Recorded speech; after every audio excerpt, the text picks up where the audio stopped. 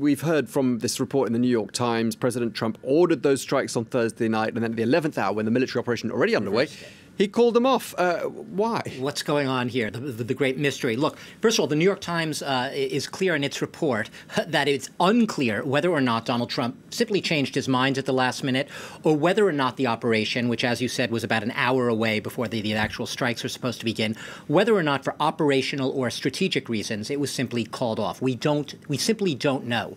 What we do know is that Iranian officials told the Reuters news agency earlier today that they had received word, that Tehran had received word through Oman, which often represents the United States' interests when it comes to Iran, that an attack by the United States was imminent. What else do we know? We know that Donald Trump himself has often used very tough language and tough rhetoric to try to sort of, to use the word bullying, I suppose, but also to sort of, wielding that very big stick, hoping that his adversaries, his opponents, will cave in, will back down, will take fright. In other words, that they'll flinch, something that Iran did not do in this case.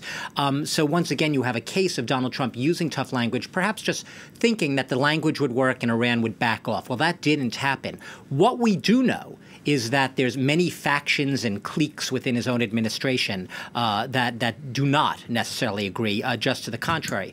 We have two of his most senior advisors, the Secretary of State Mike Pompeo, and his national security advisor, more significantly, John Bolton, who's perhaps the most hawkish figure when it comes to Iran. These are the Trump whisperers. These are the people who have perhaps as close as anyone in that administration Trump's ear. And we know that John Bolton has been someone who has actively advocated for, in the past, for regime change in Iran. My theory, and I'm not the only one with this theory, Trump is a man of Fox News. He's a man of the cable age and zapping through the news channels. And he sits there in the morning, we know, watching Fox News. And he has favorite hosts, and some of them even attend his rallies. Two of those hosts may have had some influence on him. Sean Hannity, for one, is perhaps one of the most prominent Trump friends and Fox News hosts. He was on the air basically saying, and I'm quoting, that Trump should bomb the hell out of Iran. Those were his words.